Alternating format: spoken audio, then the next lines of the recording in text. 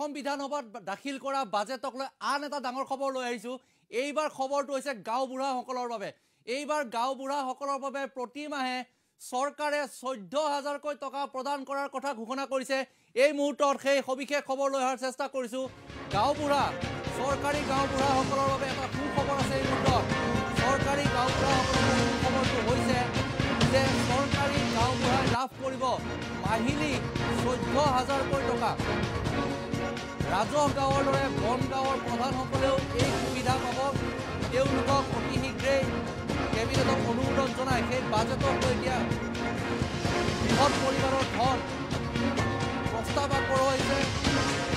ৰাজ্য চৰকাৰে 14,000 টকাকৈ লাভ কৰিব। যিসকল গাঁওবুঢ়াই চাৰ্টিফিকেট বনাই দিয়াৰ নামত ধন লয় তেওঁলোকক ধন ল'বলৈ বা নল'বলৈ আহ্বান জনাইছে ৰাজ্য চৰকাৰৰ তৰফৰ পৰা।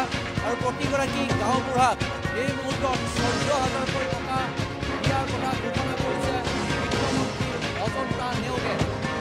প্ৰতিমাহে 14,000 টকা লাভ কৰিব। ৰাজহ গাঁৱৰ দৰে বন গাঁৱৰ প্ৰধানসকলেও এই সুবিধা লাভ কৰিব। এটা গুৰুত্বপূৰ্ণ খবৰ লৈছে এই মুহূৰ্তত ৰাজ্যৰ যি গাঁওবুঢ়াসকল আছে অৰ্থাৎ গাঁও প্ৰধানসকল আছে তেওঁলোকৰ বাবে যি সাহায্য মাহিলী 14,000 টকা প্ৰদান কৰাৰ কথা ঘোষণা কৰা হৈছে। এই মুহূৰ্তত যি প্ৰস্তাৱ সেই প্ৰস্তাৱ বাজেটত উত্থাপন কৰা হৈছে। 2025 আৰু 26 চনৰ বাজেটত গাঁওবুঢ়াসকলৰ বাবে সুখবৰ দিয়া হৈছে।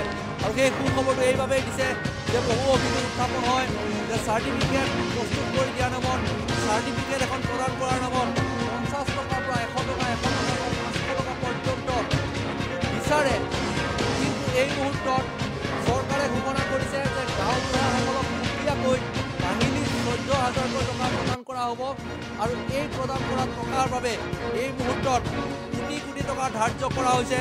আৰু অসম বিধানসভাৰ 2025 আৰু 26 চনৰ বাজেট অধিৱেশনত এই মুহূৰ্তত ঘোষণা হৈছে যে 14,000 টকা প্ৰদান কৰা হ'ব গাঁওবুঢ়াসকলক। প্ৰতি মাহে 14,000 টকা প্ৰদান কৰা হ'ব। আৰু এই টকাসমূহ অতি শীঘ্ৰেই চলিত বিত্তীয় বৰ্ষতেই তেওঁলোকক সেই সাহায্য বা মাননি প্ৰদানৰ বাবে সিদ্ধান্ত গ্ৰহণ কৰা যিহেতু হৈছে প্ৰস্তাৱ আগবঢ়োৱা হৈছে।